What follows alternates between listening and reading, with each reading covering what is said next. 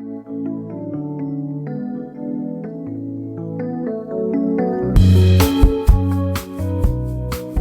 und herzlich willkommen zu einer neuen Folge des Laufend Entdecken Podcasts, dem österreichischen Laufpodcast, den ihr schätzen und lieben gelernt habt, sonst würde der nicht noch immer da sein. Deshalb Ohren gespitzt, Augen auf, schaut auf unsere Social-Media-Kanäle, das ist jetzt der TikTok und Instagram und Facebook und weiß der Geier, wo ihr auch uns sonst noch finden könnt.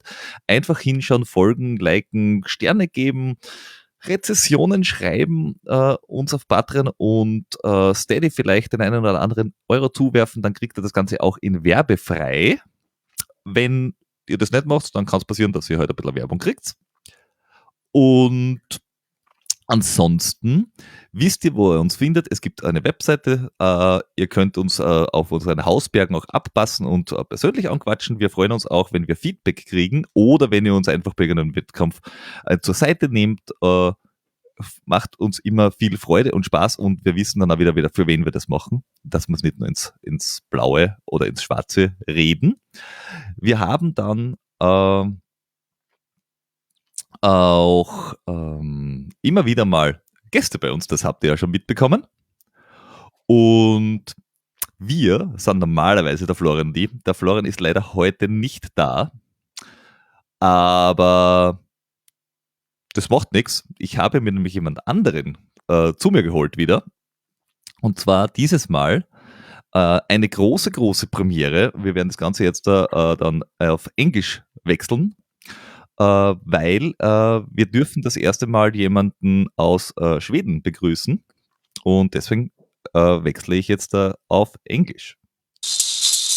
So, now, first time in English, and I like to introduce the former track and field runner and skimo racer and now elite trail runner and co-founder of Moon Valley, Ida Nilsson. You're welcome on the show. Thank you so much. It's great to join you. Hello. It's a pleasure to have you here, and it's a premiere to us to have a podcast in English. So let's see what comes up in the next an hour. You said yes to do this podcast. Why? What was your first thing come into mind when you heard about this? No, I think it's for me. It's really fun to talk about Moon Valley, and I don't mind talking about if it's me either. And about running, it's always fun to talk about running, and also food and nutrition. So it's a lot of fun. I think I've mostly been on Swedish and some American podcasts, like one German podcast actually, like a few weeks ago. So it's really nice to join you.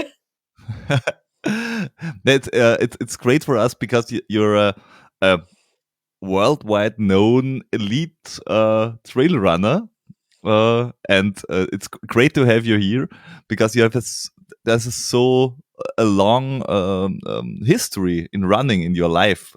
I think a whole of your life is running because you started with track and field in your teens. Maybe? Yeah, even early. Like I started as a kid with running and track. But then actually I had a break in my life where I didn't run at all and thought I was like completely done with elite running and actually all kind of running. I couldn't even go for a small jog. So I think it was 2009 I got a hip injury, and then 2010 when it didn't heal well I decided to stop, and until 2015, 5 years there, I was not in any elite sport. I was just traveling, working, doing normal activity. Still enjoy being like in nature, and I could hike and I could ski and do some other stuff, but it was absolutely not close to any like elite training or that I thought I was coming back or anything. So I thought I was a part that was done in my life. So now I kind of got a second chance and a second career here in trail running. So that's quite amazing how you can start when you're 35 years old. I started skiing then, and I started to trail run then. So that's quite late in life. Yeah, it's a fun part because you were dominant in Sweden back in the years in I think 2003 or what 2005 this kind of stuff.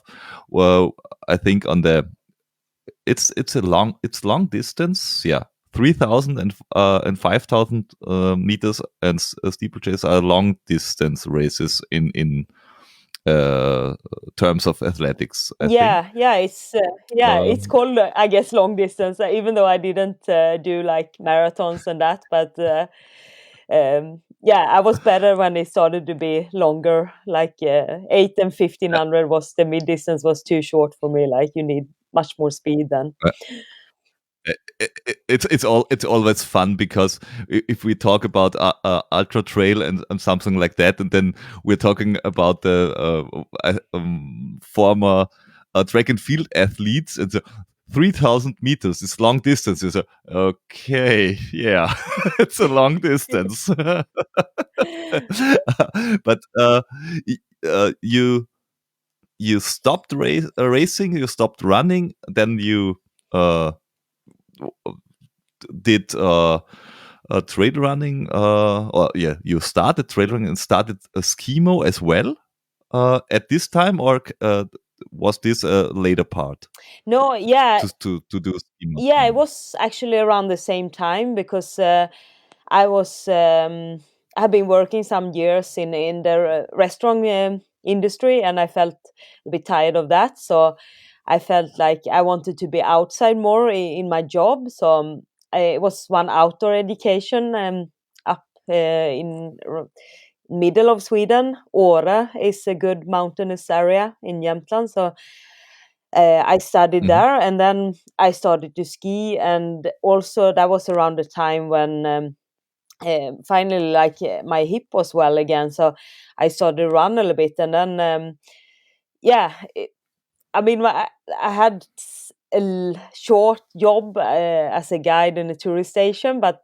quite soon I realized like I was like I like to move by myself more than to go slow with other people. Like it's I love to be in the mountains, and also like I really enjoyed to be an athlete before, and I felt now it's like okay, for me it's like more fun to move quicker than to go really slow.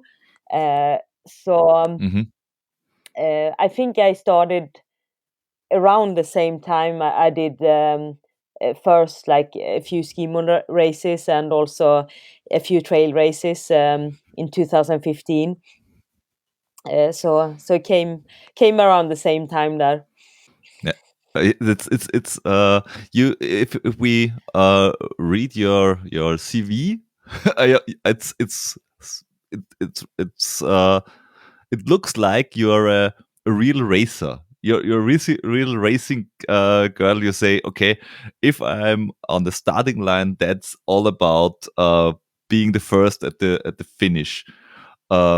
Is it your mindset, or does it look from the outside like this, and it's quite another thing? No, I think I'm not like the typical person that like the winner type, the type A who always wants to win in everything they do, and I'm a little bit more slow. Like it's a lot of things in life. I don't really care about being the best, but what I like with races, I think that's complete focus and to really push myself to be Hmm. my best. And for me, then it's racing other people. I had really hard time, or like big events where it's a certain kind of energy, like both a big event and really good other runners to race against gives me that extra energy to really push myself and focus and be my best. And I'm the one. I would have really hard time to just like, okay, I'm going to do a time trial against myself and try to beat this time. And so I think that's why I enjoy. That's how I can create, like, to become a little bit better than I'm actually is. Like, that's why I like the big races and have a goal as well. I think it's a fun way to train, to have a goal and see if I can do it or not. Is there a typical is there something you is there a typical type of races you like special? Is it about a bucket list or about the scenery, or do you like to have a strong and competitive field and to say, okay, I want to go to this or that race because I know there are the best 20 races in the world or whatsoever? Is there a special trigger that hits you? Yeah, I think it's all those kinds, and it can be different ones. Like, it can be some really nice area, like a super small race, but it's such a cool race course and unique place and really nice, like, race organization, like every like that. It can be so nice to do a race, and maybe it's not the most competitive, but you do it for the pleasure of exploring that place. But then also, of course, a really competitive field, like really good other women and women you look up to. Like, it could that's also creates a different certain kind of energy. And then I think we have these races like Segama and Transvulcania, where it's the crowd and the audience is just amazing. So you want to experience that as well as the course, to have that that you're almost in a stadium the whole time, even though you're in the mountaintop. So I think it's all those kind of parts, and also some races have a really unique history, and then it's really fun to do the race just because it's like, okay, this history, and you have followed it for years, and it's always the same race course maybe. And so I think it's No. all those types that attracts me in a race. Yeah, you lived, as far as I know, you lived in Chamonix for 2 or 3 years? No, actually, really short. It was just one winter when I started ski mountaineering, that I felt like I knew the winter was like, or it's a really small sport in Sweden with ski mountaineering, and then I thought, like, okay, I want to live one winter down in Chamonix. And I was really lucky, like I could train with Emily, and she helped me a lot in the beginning, like to learn the sport. And I got to do, like, you so close to all the races there, so I got to do the whole World Cup and a lot of local races, some of the grand courses. So it was, I think, a really good way to just get into the sport, to spend the whole winter there. But then, since I was moving around a little bit, and then the year after I moved to Norway, and since then, now 2017, I lived here in Norway. Yeah.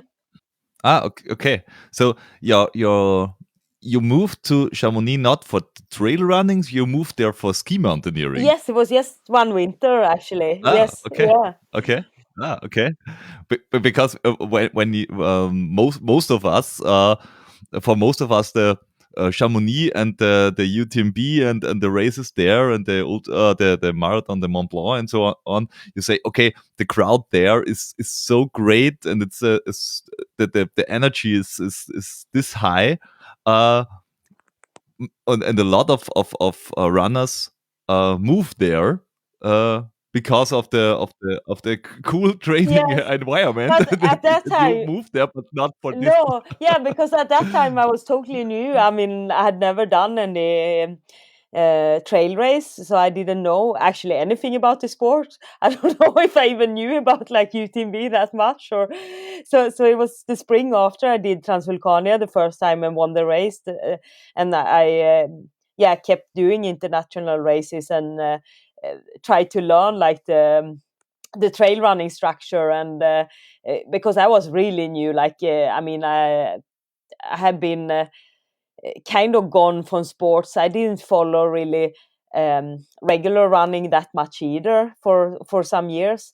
But I felt a little bit stupid in the beginning because, of course, growing up with flat running and track and field, like you have also loved the sport and you know the history and follow people. And here I felt like so stupid the first year, like I didn't know people and I didn't know any history, and you just like asking questions all the time, and then you kind of catch up. You start to know a little bit there too.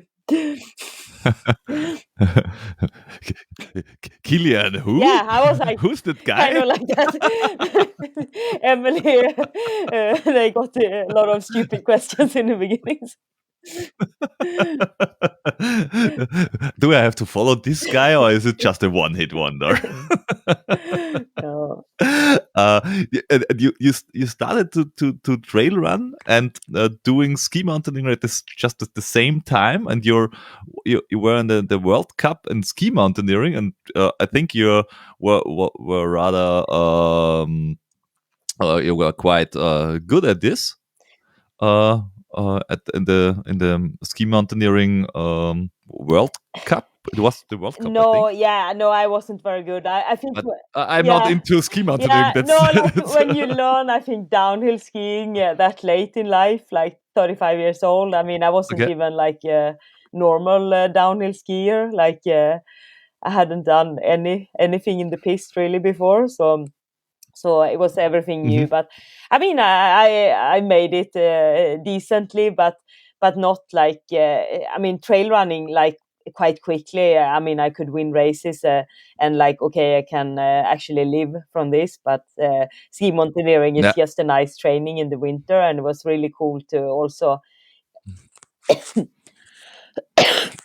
sorry to be in the national team. We had a good group of people there, like so it was really fun years. But it was I don't know. I was like right there around 10th positions a few times, like in the World Cup. But that was my level. I couldn't really become like very good. Mhm. And but you started at this year too with trail running, and you were out of the nowhere and top of the league. You were just first in Transvulcania, and you won the Marathon du Mont Blanc. But so the big races, just from the start. Um, is there a is there a special kind of race you like in terms of let's say the surface or the distance, or because you come from track and field? Is this, do you like more the runnable stuff like a Marathon du Mont Blanc, or is it more yeah, I don't know. If I say Marathon du Mont Blanc or Hamperocken, what's your favorite, or is there something you are especially good in? Yeah, I mean, the races I won is usually the more runnable ones. Like, done well at, like you said, Transvulcania, Marathon Mont Blanc, Segama, the North Face 50 miles in US before, and those types of races suits me better. Then, like, I really enjoy to train in the nature, like here in Norway. But actually, for races, I'm really bad at like the Norwegian races or like that Hamperock. I have never done Tromsø, but it's I'm not fast in technical terrain like that, especially in downhill. I think I start to be a little bit better uphill, but even steep uphill, like when you have to power hike, I'm better Mhm. when it's runnable. I'm not a really technical sky race person at all. Okay. Because I looked at your ITRA page, and there are a lot of races are between, let's say, 30 and 80 kilometers.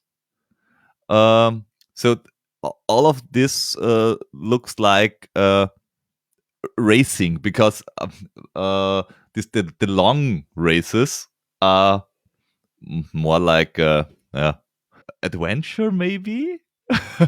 If you have a 100-mile race, or a 250-kilometer race, that I think that the spirit changes at some point. And a 40-kilometer race is really women versus women, or man versus man, a race where every second counts. Is this the type or the kind of race you like best?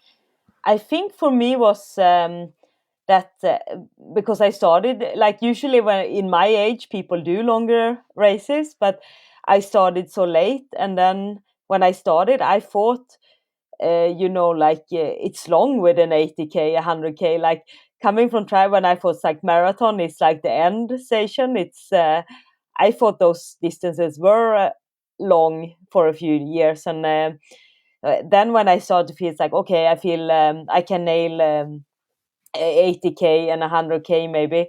And then I got this foot injury. It took like a really long time to solve, 2019. So I Okay. had a surgery, so I missed both like 19 and 20, and then No, you don't miss a lot of races. 20. no, but it was still like, missed a lot of training, and I didn't run at all for 2 years. Yeah. And then the next summer I could almost just run uphill, so I did mainly like short uphill races in Norway, because that was what I can handle. Mm-hmm. So then again, it was really long for me to actually to just do a mountain marathon, like, in 4 or 5 hours. It's quite a long running time when you can run very little. Yeah. And now last year it was the same a little bit. It's like COVID destroyed the whole summer, so it's like I tried CCC and I couldn't finish like 100k because I was destroying my body. And then finally, like, I Yeah. ran well in the World Championships in Thailand and finished an 80k. So now 100. So I think now I actually hoping to do a 100-miler. I will do another try for a golden ticket to the Western States. So Yeah. maybe this summer will be a longer one. But I think I could definitely try longer races. I think I never run a race through a whole night. So eventually I want to try that. So it's like a 24-hour race, a long 100-miler as well. But I think now it was just so many years that I didn't run much, and it took time again to build up, and because it is long to be running for so long time, and you need to have some consistent training then. Yeah. So you want to do longer races. It just takes time to get there. Yes, but I think I want to do shorter as well. I like the short races. I don't think I'm a person is like, okay, I just do short, I just do long, and I move up, and now I will just do 100-milers. And I really think it's nice to even do shorter than marathon. Like, it's nice to do a 10k road race or a 21k. Like, Okay. I think you can do everything as long as you have some blocks and train for it. Of course, I won't be faster, but I think you can actually keep some decent speed also, like if you keep training Yeah. some intervals. And I'm more about like I said, okay, I want to do this race because that race attracts me. It's not like the distance that attracts me. It's like a Okay. certain Okay. race. Yeah. So that could be depending on the distance. Okay, Yeah. okay. So you have let's say a little bucket list where say, okay, I want to do the Western States sometime, and I want to do maybe the UTMB in 2 or 3 years or whatsoever. Yes, I think it Because would I be. like the race, the energy, the yeah, Yeah, totally. It's nice to have done, I think, all the big races, but then we'll see if that happens or not. But yeah, yes, of course. yeah. Is there something like a race series, something for you like I don't know the Golden Trail series or whatsoever. I think there are 2 or 3. I think there is also a what's called from Paul Capel does this race is the Yeah, Spartan I Spartan have been race following now series, like I for 2 think. years because those races Yeah.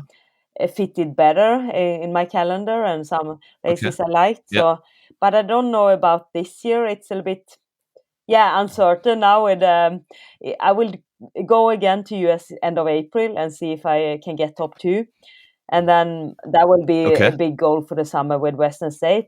But if I don't qualify, then the summer is more open again, and then I will decide Hmm. which races I will do.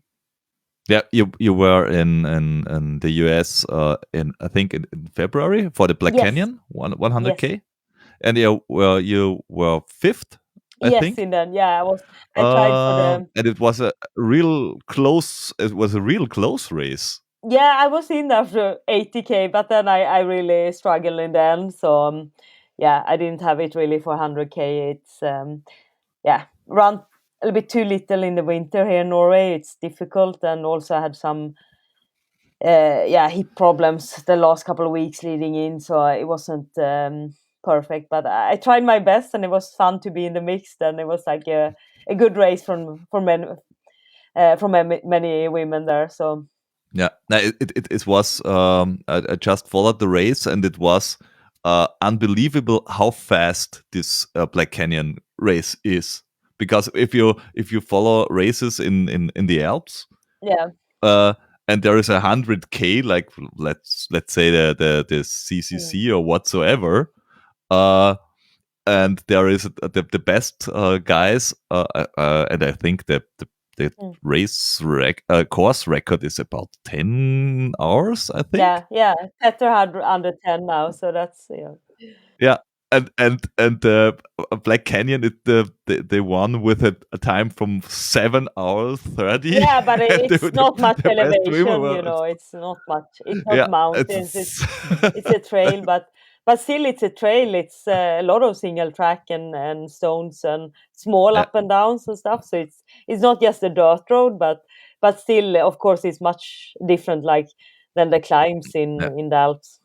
Yeah, and you need I think you need a brutal speed, ground speed. You have your base speed, because if it's a sky race or whatever, you can say, I'm a good uphill or downhill technical runner, and in this race you have to do a kilometer split below what, let's say 4 minutes, because the race is so runnable. Yeah, totally. It's more, yeah, you need those flattish long runs.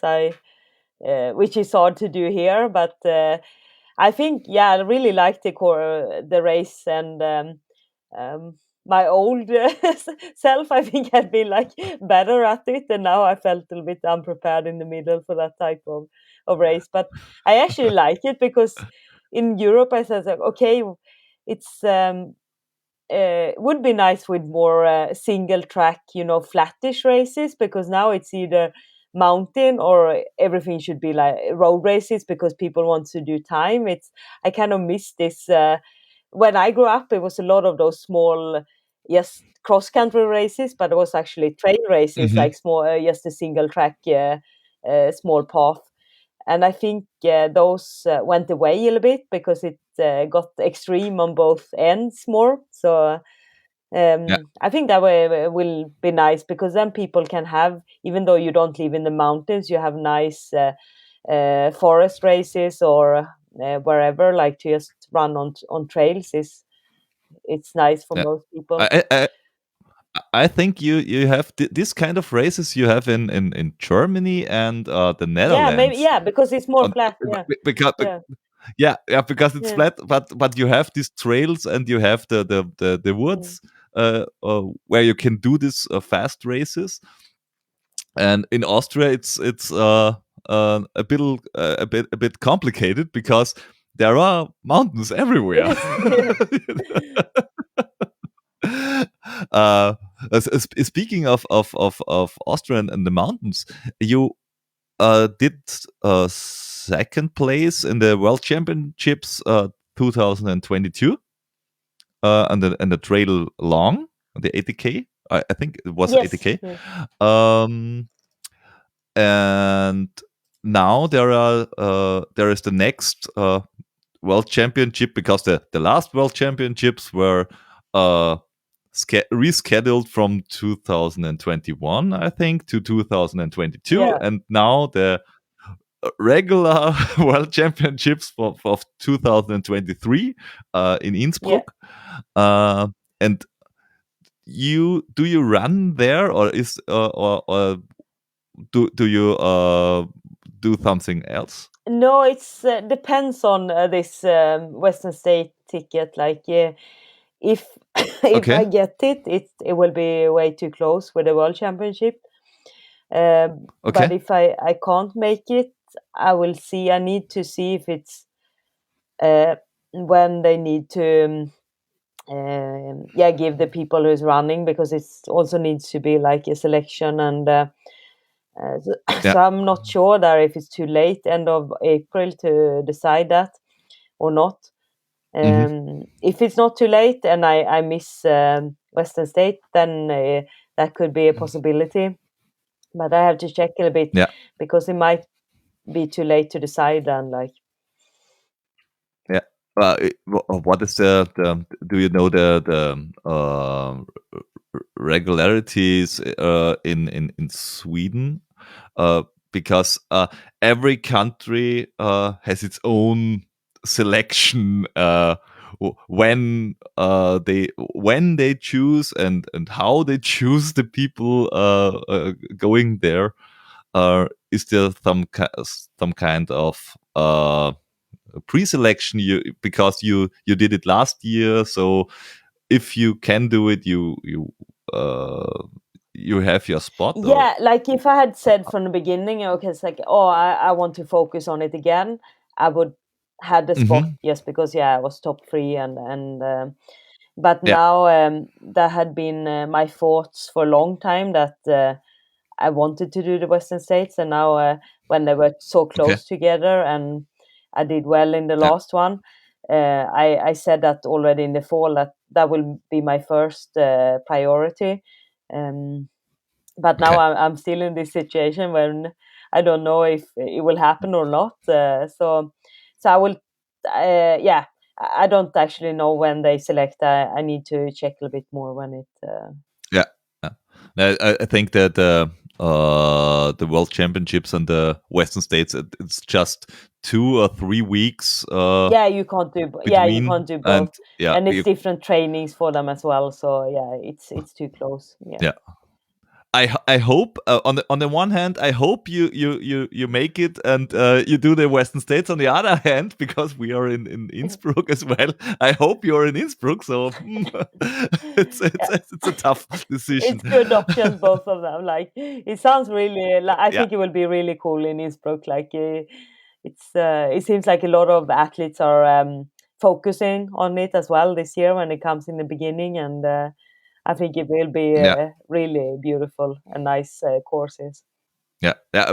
We know the scenery there and then the races there, and Innsbruck it's like we call it's the Chamonix of Austria because you have great scenery, great landscape. You have a better infrastructure because you have an Yeah, airport and you have the train and you have mm, it's so close to Germany and to Italy and to France and to yeah, Switzerland. It's just in the heart of the whole area, So I think there will be a lot of good races there, because it's not that far away like the Yeah. last championships. Because I heard from some runners that they thought about running there, and then so okay, it's in November, and it's the traveling, and I don't know. I focus on this year.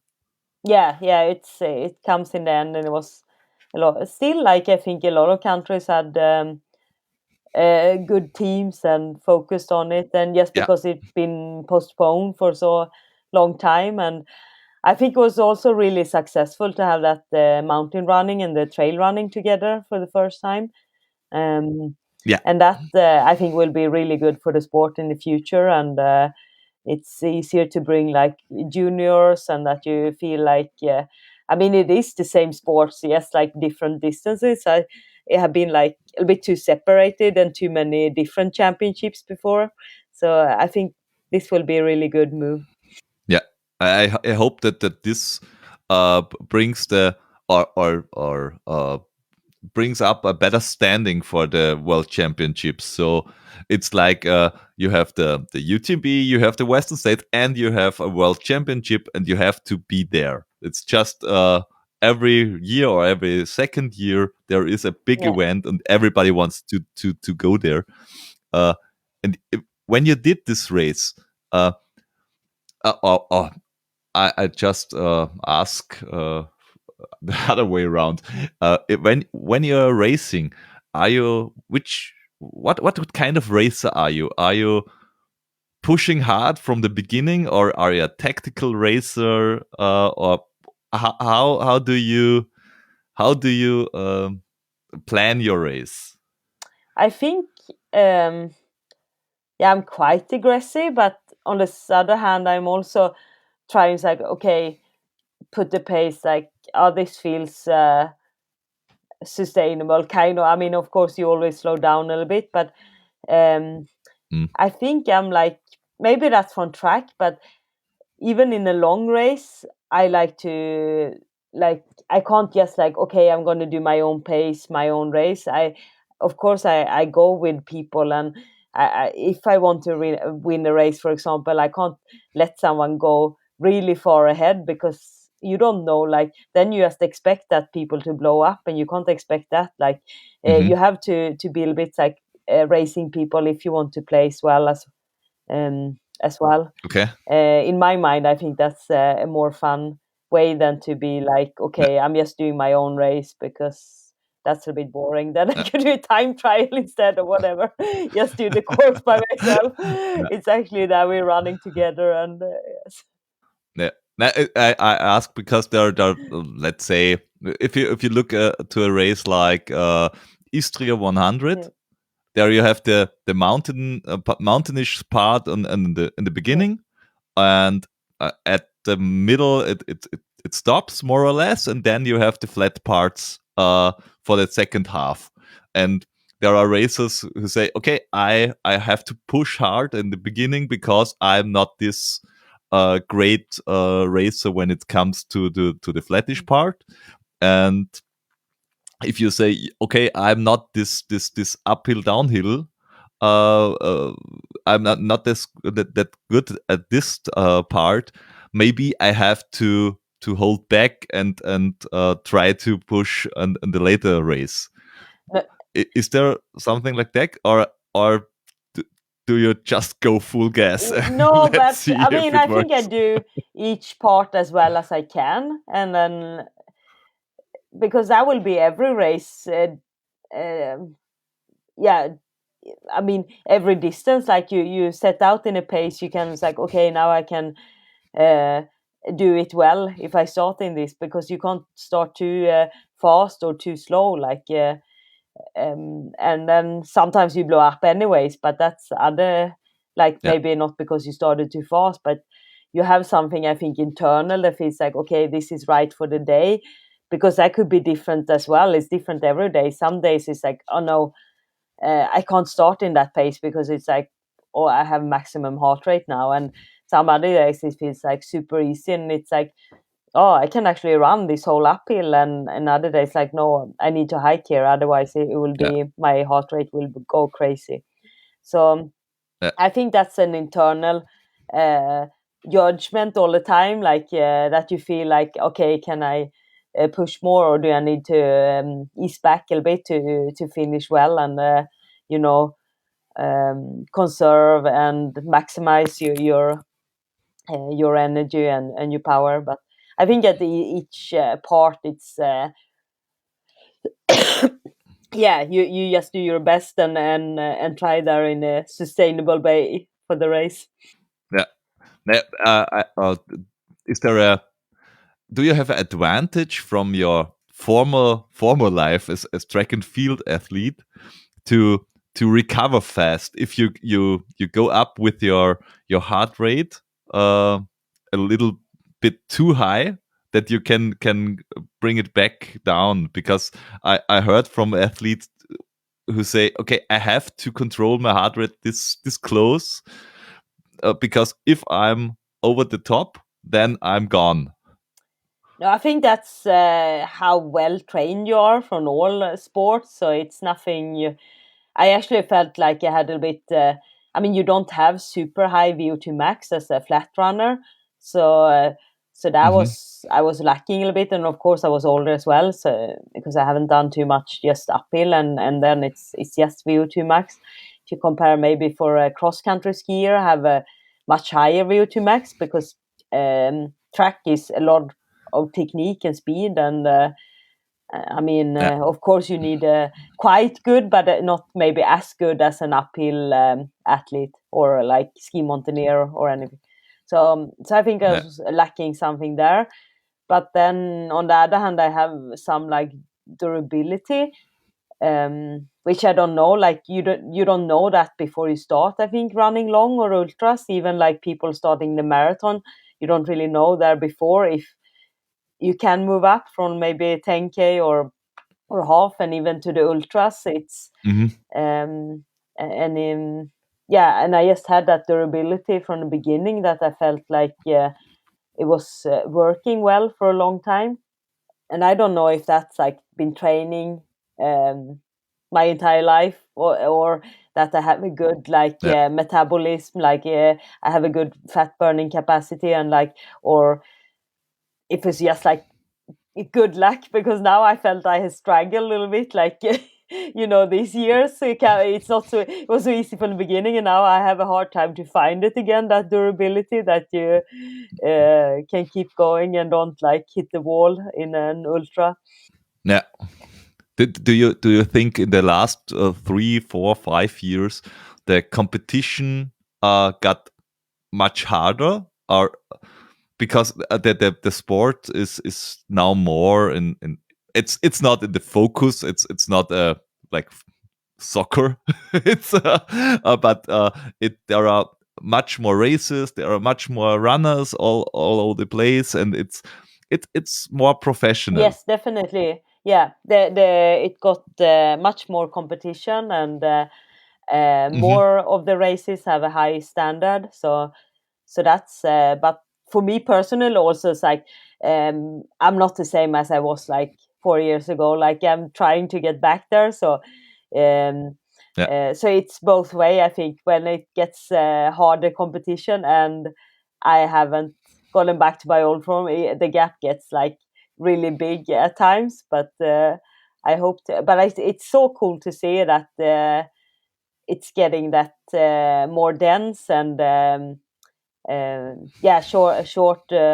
It's like so many in the tops, and it's not like one person that is good, and then it's a huge distance that it switch Yeah. around. So yeah, it's a really good development, I would say. Yeah, yeah, it's more competitive, and there is for the cheering crowd. I think the last 2 or 3 years were Yeah, great it makes it so because of much more the interesting. Yeah. whole the whole live coverage, the whole e-bikes following the leaders with that really great camera stuff. it's amazing Yeah.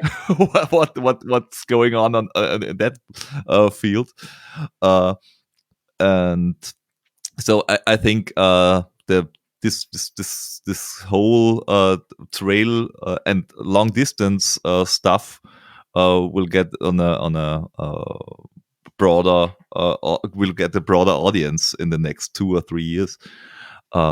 When you moved up from the shorter distance, from the shorter long distance races to the long Mhm. distance races, there is there's a break even in road running. From I think the spot is the half marathon. When you when the races get longer than half marathon, you have to think about nutrition.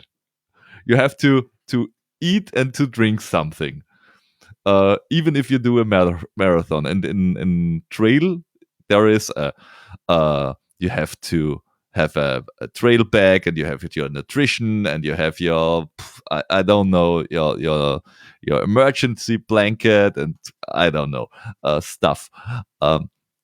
Do you what was it hard for you to learn the whole nutrition and backpacking stuff in the beginning, or was it just natural? I think, I mean, I learn more, but I uh, have never had any problems really, like eating in races or.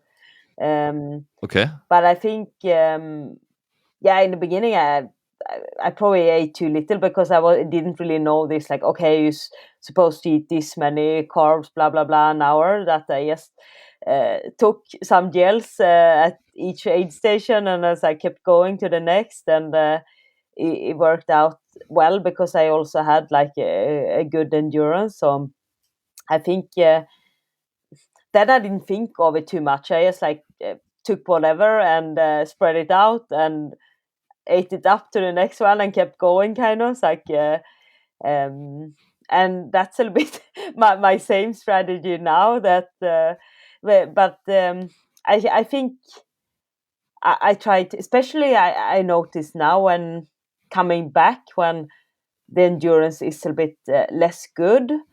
I think I need to eat a little bit more in races to keep the pace and have a good energy the whole Hmm. time.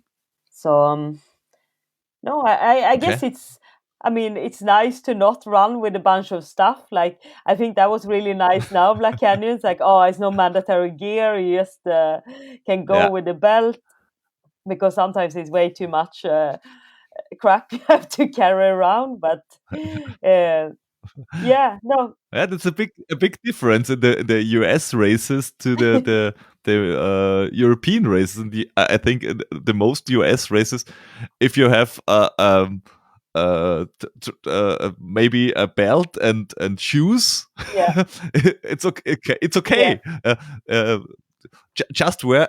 You have to wear anything. A race, a t-shirt, and okay. Uh, and in Austria or in Europe, you have to carry, I think, 2 kilograms of stuff with you, which is okay in the Alps because yeah, you never know. yeah, Uh, uh, but I'm a bit surprised because when I go out in a race, uh, when I eat too less stuff, it kills me. So I just know every 30 minutes I have to have something in my mouth, a gel, a bar, whatsoever. I need the calories in there, uh, and I'm surprised that you never thought a lot of about this. yeah. No, I guess like, of course I understand like you're okay. You need to eat in a longer race, but I also think because I didn't have a sensitive stomach, it's like okay, I ate some. I mean, maybe I really I made some bad choices. The first kind of race is like you think you can choose stuff and do some like nasty mixes by yourself, and then quite soon you realize it's good to just go with like sports drinks and gels and Yeah. Yeah. easy things and it has to be quite long race to actually stop and eat something, because it's not so nice to chew stuff, and it's like sugar goes a long way when you at least do those races like I do up to 10 hours. It's not that long time, like, so Yeah. And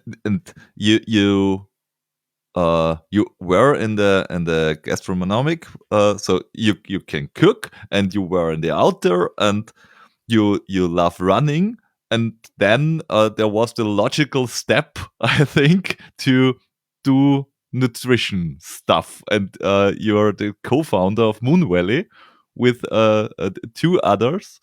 Uh, was it something you wanted to create, or was it more that you say, I want to have my race, I want to create my race nutrition? What is the main, what's the main goal of of the the brand, of the company?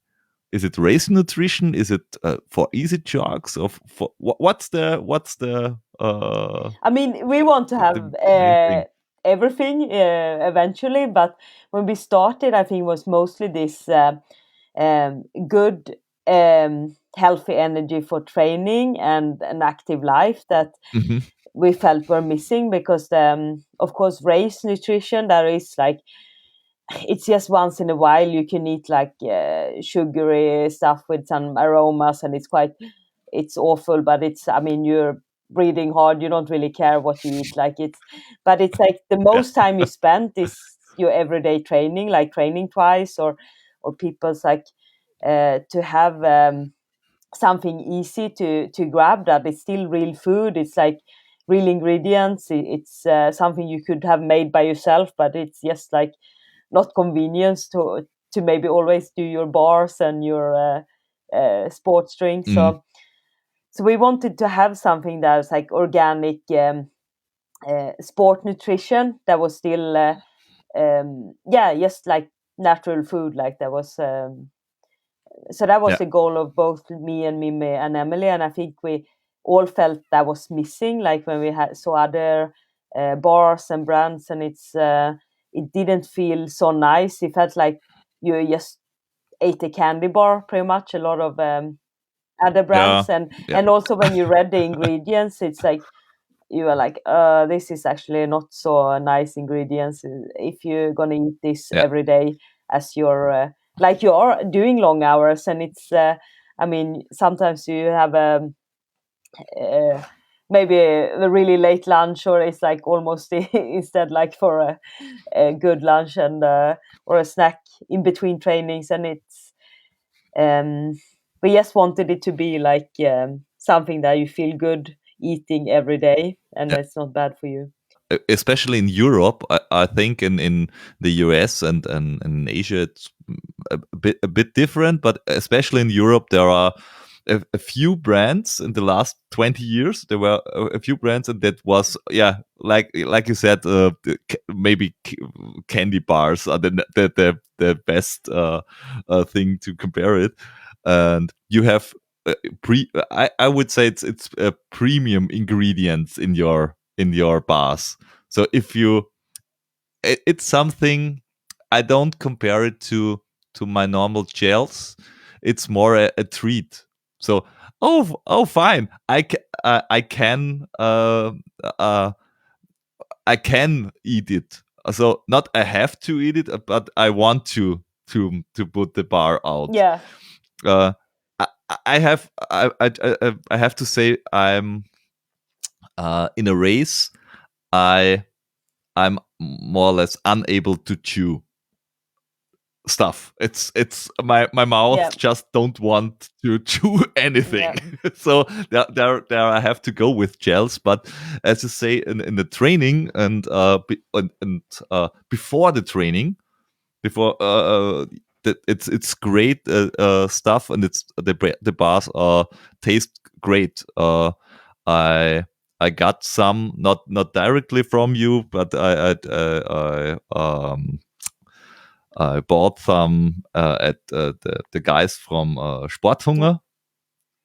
So we will link directly to your shop, and if somebody wants to check this out at Sporthunger, because you have a bigger basket of things you buy, just try it there. And you have I don't try this, but you have drinks. Is it a drink before, after, while the training? Yes, it's What? a sport drink. So that's like has like a normal sport drink, like sugar, salts, Okay. but we Okay. have real berries instead of like just an Mm-hmm. aroma. So we have one who's black Okay. currant and one Yeah. Oh, great. raspberry blueberries and then one apple. Oh. So those are all so Okay. good and also really good warm Oh. actually wintertime. I have them skiing. It's like Okay. a hot toddy. So I have never tried so good sports Okay. drink. That's the same, and that you could have both in races and training actually. But Okay, I just have to go to your shop yeah, afterwards because blackcurrant. yeah, Oh, blackcurrant is it's so good. That yeah, it's yeah, it's great. my favorite. You will love it. Yeah. Yeah. Oh, okay. What do you do? You eat your stuff in races, or do you go with gels there? Or maybe there is a gel in half in a year from Moon Valley as well. Is this the plan? Yeah, Or we would like to have gels. It's just taking some yeah, yeah, times with that part, but we want to have like gels as well. No, but for hmm, me, it's like I use the bars pretty much every day in training, or as yeah, a snack, the protein bar. But in yeah, races, I'm the same. Like maybe really long, I could have some pieces of bars, but usually I go with liquid and gels in races. But I tried the sports drink in races, and that one is great. It's like really nice. So. I think all of your bars and your sport drink is are plant based. Yes, everything plant-based, Yeah, organic. So that's the yeah, yeah, base. yeah. Yes. So yeah, so I run for Team Yeah. Vegan, and we know we have some audience from there, so it's uh, safe for everybody. Yes. There is no whatsoever in Yeah. there. Um, you should try this out because the bars are really great. I must say top three in my ranking of bars and stuff in training.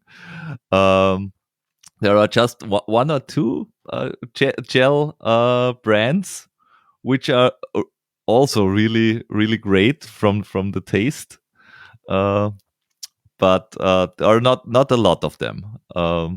Is this a side project of you three, or is it something you want to, I don't know, make your living out of in the next years? Um, So it's a focus thing. yeah, I mean, now it's a side project for us, and but it's growing and getting bigger. So, but at the moment, when we grow, now we had employed some people to have Yeah, it. So, uh, sorry, I got this cold. No, but so we really.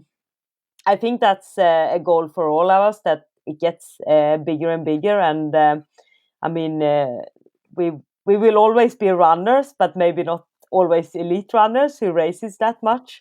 yeah, So I think that lies in the future for all of us to take even more responsibility. Even though it's like we're involved in everything, actually, in running the business. So yeah, we all. Doing different things and we know everything that gets decided and how we move forward. But we could probably yeah, do even more when we stop racing so much. yeah. And it's great for all of us who are buying this stuff, because we know the three that designed all of the bars and the drinks and so on. They know what training is like, what racing is like, what you need when you do this kind of sports. It's not just let's say some kind of big industry which says, oh, okay, you're doing sports, so you need blah and blub and maybe a little bit of this, and there is a fancy design out of Yeah. and No, no, on the we outside. really like, we really know about that, both the ingredients and the taste. That's like the Yeah, favorite part, I think, of the of course, Moon Valley, that we want to develop good products, and we want to. We so picky there. Like sometimes they've gone back and forth a few times, and then it's like, oh no, this is not good enough, and then. Because in the beginning, like if you don't have much marketing, like your only credibility is to do really nice products that people come back and buy them, and so that's like something with like, okay, we will never do any compromises about that, how it tastes and which kind of ingredients we use. yeah. There's only one thing. What I think what is a there is this room for improvement, Yes. and it's the package. Yeah, and it's actually coming. Yeah, We have a really exciting because this is something we think is like, of course, we want to be more sustainable, and yeah, with a plastic wrapper. And in the beginning, yeah. I was like, oh, we can't get around it really because it needs to be have a shelf life for half a year. Um, and Ah, that's okay, why okay, all yeah, okay, actually okay. all bars are like that, because Okay. otherwise you can't sell it in stores or anything or have it in Yeah, storage. But now we're trying the first one, who's probably coming out in the spring, with a paper wrapper. So that's super exciting. We're actually having it now in the storage and see if it lasts. And I think we will have a try yeah, in yeah, the spring. So we're super excited about that. If we could switch everything to paper wrappers, will be awesome. yeah. And that would be awesome because even if you try to get all your stuff back when you are out in the mountains, it can happen that one of the bars flips out of your backpack and is out there. And if it's plastic or I don't know what's the stuff made of, it it's there for Yeah, and years. even for And the if it's the paper recycling, bag, even though it is not in yeah, nature, it's yeah, much better for the recycling. And yeah. yeah. Now that's a great and Mm. awesome news that you switched to the paper. Uh, I didn't know No, but we are that you going. do No, this, but it's but not it's super good. 100% yet. We're Yeah, gonna try it in the spring, so it's a yeah, new. yeah, But we're always looking for this stuff, and now it might yeah, work, it might not work, but we're gonna try it, yeah, and also yeah, it's that's like it's so many things you have to look at. Like we say, first it's like, okay, can't we have like this just decompostable plastic? And then it's like, no, there's nothing that you have as a shelf life. And it's like, oh, paper, blah blah. And then you have to look around yeah, and then start over. And but it's always a process, and eventually we will get there, I think. yeah. Is this a fun thing to do? Because I think yeah, there are a lot of business decisions or product design decisions which you didn't think of 2 years ago, and so now it's a, oh, I have to think about shelf life and I have to think about, oh, whatsoever. So uh, totally new stuff coming up and has to be decided. Yes, totally. Yeah, you learn a lot of things along the way, so it's a good thing. Yeah, but I think uh it's a whole new field of experience in your life when you start to design a product from the beginning to bring it to the market, and especially the food and nutrition stuff is a hard a hard part because you have it. in all of the different countries, you have different regulatories, how you have to design and how you to have to what's called print the ingredients on this, and that you can sell it in Germany, and you can sell it in the US, and you can sell it there or that. Is this sometimes what's called annoying to have this all of these things you have to think about? No, but I mean I think it's have been really nice with the European Union, because then it's the same rules with that with the organic Yeah. certification, and of course we need to have some different labelings with ingredients in different. So you have it in English and in German, and then maybe Okay. depending Okay. on. But what has been a problem was actually Norway for a long time, but now we're finally there because they are not in the European Union, and then you have to Okay. apply again for their food administration, kind of. So Okay. Yeah. So and also it's like Switzerland, it's outside, also harder. Hmm. So it's yeah, sometimes difficult how you can get into a market, but that's also you learn how to do it, and sometimes you get a retailer and who can organize and have the right certifications to import things. And Yeah. We just talked to the Sporthunger guys, which do exactly that kind of stuff for Germany, to pick top brands or premium brands from all over the world and bring it to the European market.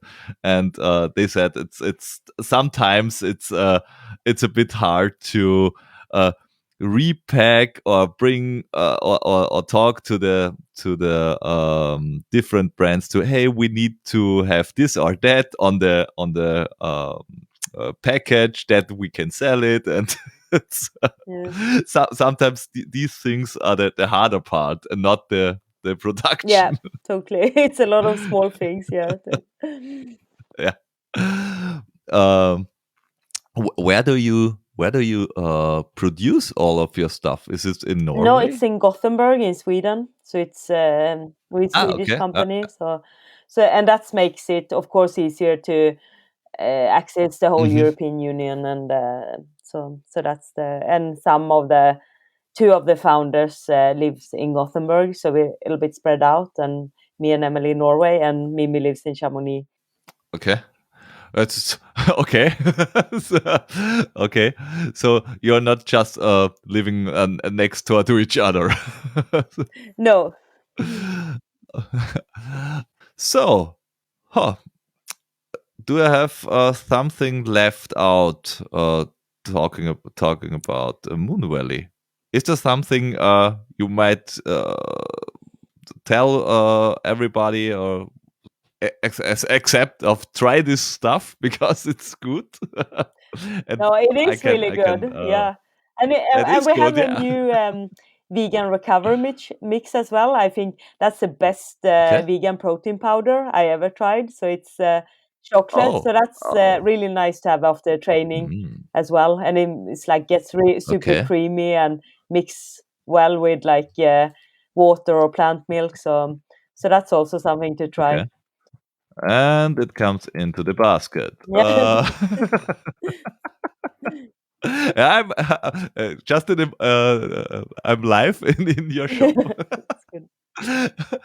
um, yeah, and you have except of the trail races this year, you told me in the beginning you have a skimo race tomorrow. Yes, it's one local race here, and it looks like it's going to be Okay. sun, nice weather. So I think it will be a great day.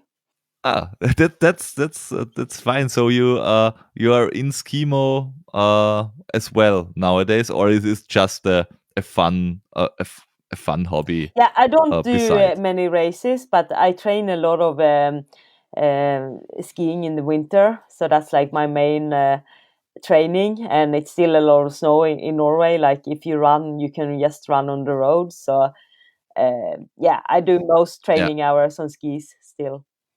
Okay. Yeah. Yeah. So you're not just based in Norway.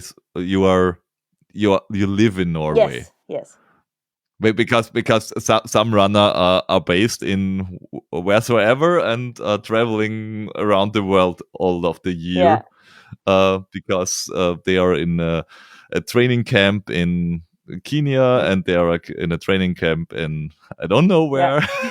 Okay, so you're really in yeah. Norway. I'm really here. Yes. uh, okay, fine. I think I have everything ticked off my list. Um, it was a great talk. I, I really appreciate it. Uh, Yeah, thank you. I'm excited. I'm excited about it, and thanks a lot to to talk to me. It was Yeah, great. thank you, and yeah, good luck with your running this spring and summer. And yeah, Thank you. what are you doing? I Do you hope have that any big race coming up? ah I do my big races are the Mozart 100 Okay. this Oh, year nice. in Yeah. Salzburg in June. It's just 1 week after the World Yes. Championship. And the second highlight will be the CCC. Oh, nice. Yeah. I got lucky in the Yeah. lottery, Good. and that's why I do Yeah. this. And I hope that I can improve my time from the last Good. time. Yeah. I hope that I that might do it it's again as well. We will see. So maybe we see each other there. Yeah. yeah, yeah. And, when I look at your finish time, I think maybe we see each other at the starting Yeah. line, Good. and then you're gone. Good. uh, yeah. Then great and thanks, and have a nice Thank evening. you. Thank you. Nice to talk to you. Okay. Thank you. Bye bye. Thank you. Bye.